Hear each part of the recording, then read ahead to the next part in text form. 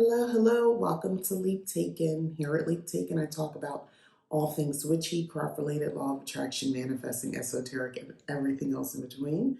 And today, I want to talk about the business of magic. um, Apparently, I'm in the magic business. Yeah, not the rabbit pulling out of the hat magic business, because I would never. But that magical with a K, that's how I like to describe it. Magick, that magic business. So if you didn't know, I offer services, magical services, and how to live a magical lifestyle ultimately over at leaptaken.com. So that's a thing if you weren't aware. And yeah, that is my magical business. I offer all types of services, readings. I offer a monthly subscription with detailed readings that are centered around the lunar phases, specifically the full moon and the new moon, and any major astrological events, custom readings, that is. And I also offer mentor programs, and I'll be offering other programs coming up very soon as well, including classes and things of that nature. I just started leaptaken.com actually this in January. I just launched, so more things are to come. I'm looking forward to growing that even more and being able to influence and offer and provide many services that I believe are going to be honestly groundbreaking. I think it's going to be life changing for some practitioners. And when I say that, I don't, say that in a way about myself. It's more because I believe these are tried and true practices that I do. That's where I'm going with this. And what takes so long to develop new programs and services and classes is because I vet the experience. I make sure it's something that I know will work because I go through it myself, and I might even, get in some test subjects to test these things out on. But no, really, seriously, and that's super helpful as well. But I want to get into, tell you a little bit about me and sort of where I'm coming from. But I actually, regardless of whether it's me or anybody, I want to talk about discernment when you're talking about magical businesses and whether how, approaching it, knowing who to trust for readings, for spell work, even some groups you join. Maybe there's not an exchange of actual funds, but energy ritual work. I see a lot of things on Instagram. That's a business, though. Ultimately, the goal is to bring you in and then sell you something eventually. Hopefully, you purchase something, right? Because they're doing a ritual, they're going to be showing their custom made candles and products and things like that. And the point would be for you to purchase them, and do these rituals. So, how do you discern who's really a scammer, or who's really just making all this up, or honestly there are actual powerful practitioners, but they're taking advantage of people. They exist, we know that, right? And maybe who doesn't know what they're talking about, who's out here just representing themselves as a guide, a coach, a spiritual leader, or as someone who runs a business, a magical business, but they're not so magical. Let's just be honest, right? Number one thing, trust your gut, but I think you know that, right? But a lot of us don't really trust our gut, our instinct, your immediate instinct. You can't necessarily judge um, someone based on, let's say, their page, but at the same time, you kind of do have to judge a book by its cover because that's all you got. When I say their page, like their social media page, their website. Some people, that's not where they put their energy and their experiences at in designing a fabulous website, you know what I mean? Or a very carefully curated Instagram or something like that, or even YouTube, to be honest. And, maybe the background's fuzzy. Maybe everything's not, you know, top tier. Cinematography wise. However, it doesn't mean that they are not, still a powerful practitioner, and an excellent teacher and an excellent coach, right? So you got to go on what your instinct, your gut tells you. Because looking at that, you can make it an immediate assumption. But is that really judge? Is that your gut? Is that your instinct? Or is that like judgment? You know what I mean? So you got to figure out how to discern that. On the same note, if it walks like a duck, it ain't a cat. So if you're seeing reviews and you're seeing, comments and people are constantly asking, hey, I ordered my such and such and I never got it. And you just say, oh, message me. And you see like a lot of that because this is how I vet things myself. Now, small businesses, again, discernment. Sometimes they can get overwhelmed. You get a lot of orders in, and you're having some challenges with fulfillment. Um, if you have any sort of business where you're sending out a physical product in your small business, unfortunately, a lot of people know what I'm talking about. It can be challenging. So, like, that's not what I'm talking about. But more, if you've been sort of established for some time and you can see on posts, like this is something you can check, especially like Instagram or even YouTube. Some people even allow like reviews on their website. Usually they pick the ones that they want, but you can do a quick Google search. You can find out about some of these people, and they'll let you know whether or not they're having trouble with that. Because honestly, sometimes if you're going to take my money, let me know the full shipping details. Let me know it's going to take 3 to 4 weeks, as opposed to me thinking it's coming in a week or two. Because you won't update that information. If I was I'm planning a spell, a ritual around a certain phase of the moon, and I got to put it off because I didn't get my product. Like, I don't like stuff like that. And don't let greed get in your way. You know what I mean? Like, to business owners, like, don't do that. Like, be upfront about shipping delays. It's if someone is going out of their way to purchase this product, they'll wait, but be upfront. I think it helps. Now, of course, we live in a world where you could tell people the information and they still ask the questions and go on your Instagram and ask you, so what? Why haven't I got my product yet? You mean the one you ordered 2 days ago because you didn't pay for 2 day shipping, so it's going to take some time, like that sort of stuff. People do that. Again, discernment about that, but yeah. Even still, I say reviews do matter, and I'm saying that as someone who doesn't have a lot of reviews, so I'm being very transparent about that. But I do believe they matter, especially if it's someone who seems to be more established. Um, yeah, see what other people are saying. What was their experience? Now, to the new business, the new magical business that you are approaching or thinking about purchasing a service or a product from, well, you don't have a lot to go on because they're new. And for that, start slow. I say that even, if you don't know me, this is the first time you're seeing me on your screen and I'm talking about leaptaken.com and my services, start slow. I built my services with that in mind. Start slow. Just get a reading, get an hour of reading. That's a slow process. To not make it about me with anybody, start slow. Hey, you know what? They make these oils. The oils are $20. All right, I'm gonna get the oils. Let me see how that works. Let me see, my results with that. Give it a good try. Really come to it seriously. Use their product. See how you feel before you buy the $200 whatever, that they're offering that you really wanted. Start small. See how you feel about that, and then build from there. Especially with a newer business, and also, give a little bit of room for them to grow. Uh, I say totally biased, but within reason, you have an exchange of money, so you do want people to deliver what you assume would be delivered. So that's fair, but at the same time, yeah, growing pains, just like in a business that's offering products and maybe they're backed up, fulfillment is a bit of an issue. They got a bunch of orders and not enough people to fill those orders, so there's delays.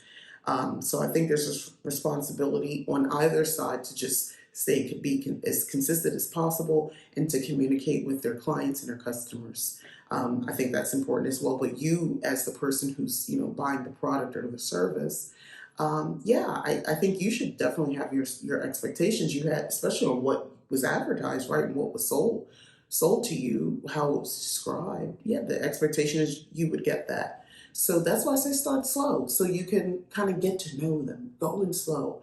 If you're the type of person you want what you want and it's not an issue, buy the thing. Get the $200 thing. I said, buy the thing, do the thing, the service or the product or whatever, and go into it with the notion that you're going into it. This is something that you want. Come into it with positivity, but also, be aware of what's happening around you. If you don't get feedback, asking a general question, and they have a forum to ask general questions, and you don't get feedback at all, be wary.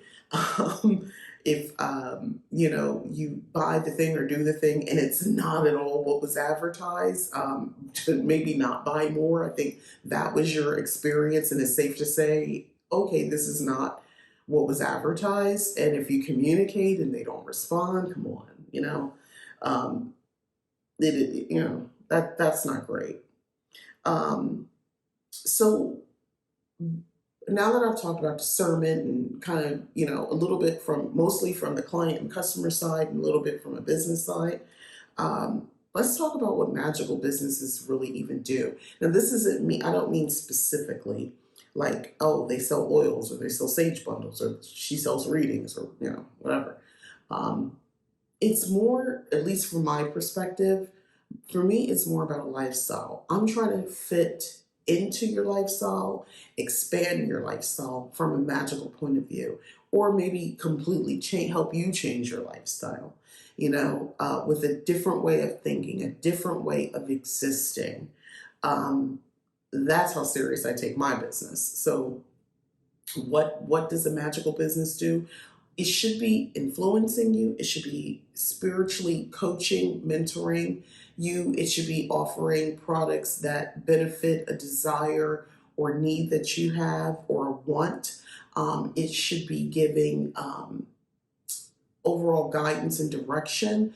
It should be also, I said influence. I'm trying to think of another word for this of what I want to say, but basically, it should be adding to your life or taking away, depending on what it is that you're doing from your life. And this is a very high level answer to this question.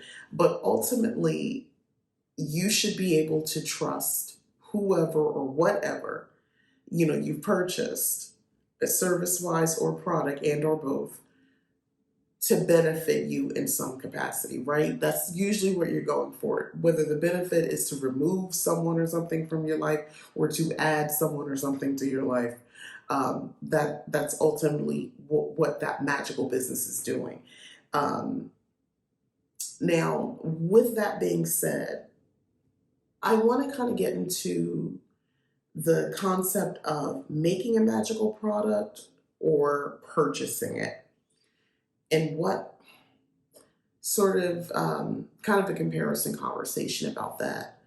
Because this whole video is just really having a very broad conversation about magical businesses, and I haven't seen anything like this. Anyone really talking about this? You hear people talking about why you should buy their such and such or do this, but let's just have a really transparent conversation. For many years, I was someone who would only purchase things because I didn't trust myself to make them. So whether like oils and things like that, not that I use a lot, but the things I did, I would buy them all. I didn't trust it. Now at the time, I hadn't purchased a lot of spelled products, like spelled candles, but I would buy the things to help make to make a spelled candle. But I didn't actually make any, like things myself. I didn't trust myself too much yet. Um, and then I learned, because, hopefully you learn as you grow into your practice. And then I kind of felt like I don't really need to buy anybody else's anything else. I could do all this myself. And then another thing happened. I realized that, yeah, I could, but I can boost other things. I can still purchase other people's oils and their products, especially if I had a specific project in mind or spell in mind. And I could boost it. I knew how, because I learned how to do that, to get that little my magical signature on it. Okay. So yeah, I think I went through several iterations on how I felt about this, but I recently had a conversation with some other witches on this. And when it comes to, I'll just use the example of oils and things like that. Most of them make their own, but they still sometimes buy from others, a trusted source. You still purchase it. I just find that very interesting how we'll do that. I mean, technically, I could make my own essential oils. We all could. I mean, we could figure it out, right? But it's more simpler and convenient to just buy it in the same way it is with other things. And if you have the resources, the money to purchase it, why not, especially if it works. And you know how to take the components, the magic, how it's already come magically charged, and add your own energy signature to it, then that's great. Do that as well. The same can be said for readings. I know most of the witches that I know, they can read cards, tarot cards, or whatever their divination practice is. They're very confident in their own abilities for the most part, at least to do it for themselves. So why go outside yourself to someone else to do it, someone you don't really know and trust? Because sometimes we can cloud our own readings for our own selves. I have been guilty of this because you want a certain result. You have a certain expectation going in. You want it to go this way. You don't want it to go that way. And you really are not interested in interpreting anything other than this way. So, it's helpful to get an outsider's opinion who doesn't fully know the entire situation that you're working with enough to be influenced. So, coming into the reading, you're really getting um, less biased information. So that's the number one reason you probably would maybe go outside you doing it yourself, or even someone you know very well to do it. Because a lot of us have friends who are witches. So, I mean, it can work, but you have to be careful because even they might have a bias. It's like I'm thinking like a real friend or a family member. And I still read cards for my family and things like that, no charge, obviously. Um, I I put my professional hat on, to be honest, because if you're trusting me enough to do that, and everybody in my family is not about this whole witch life. So if you're trusting me enough to do the reading, I come very professional with it and leave my biases. I'm sometimes surprised what it says too. Actually, a witch, a very close friend of mine said, who's a witch, also said that sometimes they wish the card said something else because that's not what they think. They feel this way about this person's situation, and the card is saying something different. Now they're disagreeing with the cards, but they don't. You think it, you don't say it. That type situation. But we're human. Deep down, we're all muggles still. So that's going to happen. Um, and then my last point about the subject of the business of magic, is do you need magical mentorship? Do you need some sort of coaching? Do you really need it? The answer is depends. There in the beginning, I would have loved to have had a mentor. And when I say in the beginning of my practice, I mean for years. I would have loved to have had a mentor because I felt like it was taking forever. But, it is, my journey is what it is. However, it would have been nice to have a mentor. So, and then later on, when a lot of us, I know there's a lot of people who do this, where you start doing magic, you do spells, you do rituals, and then life happens, the mundane life, kids, work, jobs, your hours change, things happen, and you're not doing what you used to do anymore. You're no longer following, when the full moon comes, you're not charging crystals, you're not setting your new moon intentions. It's just one by one. And then you're not even aware of when the new moon is or when the full moon is. Y'all know what I'm talking about. And then that happens. And then there's just sort of this time where you're kind of, you have the ability to manipulate energy. It's there. You've done it, but you're not actually doing much of anything. And this could be someone who's been practicing for a while. And you tell yourself, well, I could just jump right in. And yes, of course you can. But though, believe it or not, that's the newbies in the beginning for sure. That's an excellent time to work with someone else because it's fresh ideas, maybe a different approach, or maybe putting on, a old sweater that just feels comforting. Maybe it's that experience for you where it's like, oh, wait, I can lean back into this again. This feels good. Because they are talking about principles and ideas and concepts that is very familiar and comforting to you, and they're presenting it in a way and giving you homework so that you're back in the saddle, you're back doing the things again that you were doing that felt very fulfilling at one point in your life. So yes, I do think those are the times. And for some of us, and this was myself at one point for sure, um, and even, I mean, we can all learn more because I offer advanced practices, and I see there's other people, not just myself, who offer retreats. Hope to get there one day. Retreats and things like that to build on what's already there. Sort of an advanced practice. Um, for that, I think that's good, even for myself. Uh, the coach needs to go to a coach. The mentor needs a mentor as well. You see this with the therapist. A therapist has a therapist. Yeah. So having a place to maybe recharge, to get some fresh ideas, or a place or a person or something like that. I think that's just important, even if you are advanced and you already know the things. You're not looking for basic witchcraft principles on how to do a spell and how to do a ritual. Some of us are looking for more structure. We do this. We're already practitioners. You might crave structure to kind of frame this a little bit better. But at the same time, you don't want it to feel binding because you want the frame, but you want it still expand. You know what I mean? I don't. That's me anyway. I don't like dogma, religious dogma, things like that. So I would never come with that approach.